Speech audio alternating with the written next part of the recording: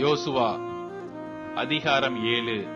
யோசுவா அதிகாலமே எழுந்திருந்து இஸ்ரவேலரை கோத்திரம் கோத்திரமாக வரப்பண்ணினான். அப்பொழுது யூதாவின் கோத்திரம் குறிக்கப்பட்டது. அவன் யூதாவின் வம்சங்களை வரப்பண்ணின போது சேராகியரின் வம்சம் குறிக்கப்பட்டது. அவன் சேராகியரின் வம்சத்தை பேர் பேராக வரப்பண்ணின போது சப்தி குறிக்கப்பட்டான். அவன் வீட்டாரை அவன் பேர் பேராக வரப்பண்ணின போது யூதா கோத்திரத்து சேராகின் குமாரனாகிய சப்திக்கு பிறந்த கர்மியின் மகன் ஆகான் குறிக்கப்பட்டான்.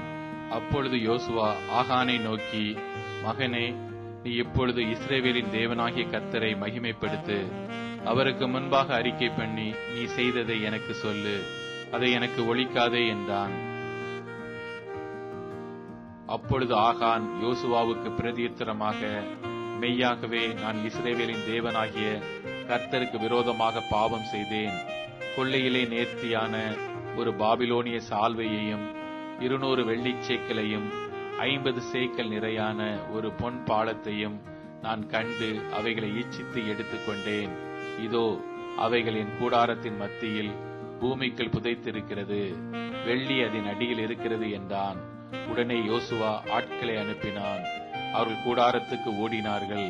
அவனுடைய கூடாரத்தில் அது புதைந்திருந்தது, வெள்ளியும் அதன் கீழ் இருந்தது. அவைகளை கூடாரத்தின் மத்தியில் இருந்து எடுத்து யோசுவாவினிடத்திலும் இஸ்ரவேல் புத்திரர் எல்லாரிடத்திலும் கொண்டு வந்து கர்த்தருடைய சமூகத்தில் வைத்தார்கள்.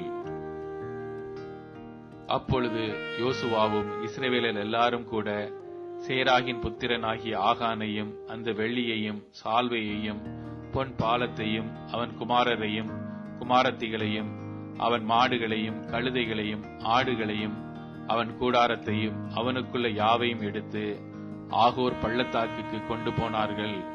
அங்கே யோசுவா, நீ எங்களை கலங்க பண்ணினது என்ன? இன்று கர்த்தர் உன்னை கலங்க பண்ணுவார் என்றான். அப்பொழுது இஸ்ரவேலர் எல்லாரும் அவன் மேல் கல்லெறிந்து அவைகளை அக்கினியில் சுட்டெரித்து கற்களினால் மூடி அவன் மேல் இந்நாள் வரைக்கும் இருக்கிற பெரிய கற்குவியலை குவித்தார்கள். இப்படியே கர்த்தர் தமது கோபத்தின் உக்கிரத்தை விட்டு மாறினார். ஆகையால் அவ்விடம் இந்நாள் வரைக்கும் ஆகோர் பள்ளத்தாக்கு எனப்படும்.